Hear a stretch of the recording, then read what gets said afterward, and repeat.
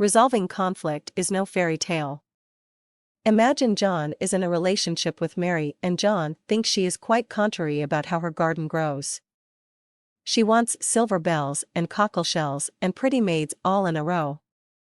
John knows that gardens contain carrots and tomatoes. In reality, as in every conflict, John and Mary simply have different points of view, and points of view are always open to change. Want proof?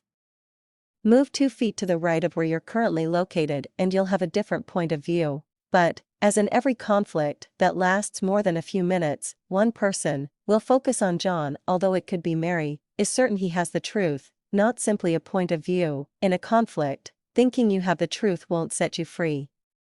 It will cause the other person to dig in her heels. To confirm that he has the truth, John gossips about Mary with his neighbor and, because John is a credible source, she agrees that Mary is contrary. A brief digression, what we call the truth is, in many instances, just a belief we've accepted because we've trusted the source we got it from. When enough people agree with the source, we call that the truth. For example, few people believed that John Edwards was having an affair when the National Enquirer broke the story. But when the New York Times confirmed it, it became a fact because the New York Times is, for most people, a credible source.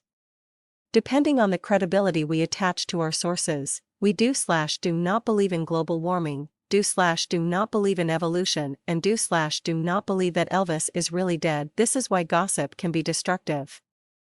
If the gossiper is credible to the people hearing the gossip becomes the truth whether it is or not, and could be harmful to the person being gossiped about. Now back to our story. John tells Mary he knows he's right because his neighbor agrees with him and, as everyone knows, because it's the truth, gardens do not contain silver bells and cockle shells. Both John and Mary can get what they want. How about a garden of carrots and a garden of silver bells? How about a row of tomatoes and a row of cockle shells? But, if John is certain he has the truth, which he is sure he does, he will never see these options. Perhaps, John thinks, it's not worth the hassle of being in a relationship with Mary. Perhaps they should break up. John certainly can't be friends with Mary because, if Mary really cared about him, Mary wouldn't be so contrary.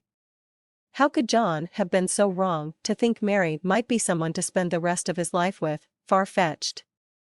Change Mary and her garden to anyone you think is difficult to get along with: Joe in the next cubicle, your boss in the next office, a relative or friend you're no longer speaking to, or any relationship where you're sure you have the truth. Outside the world of fairy tales, people aren't being contrary. They simply have desires that conflict with ours. We can get our desires fulfilled if we will. 1. Talk to one another, not about one another. 2. Know that what we call the truth is a point of view. 3. Be open to different points of view. And 4. Seek solutions that take into account our desires and theirs. The word but perpetuates the conflict. The word and offers the possibility of win-win solutions.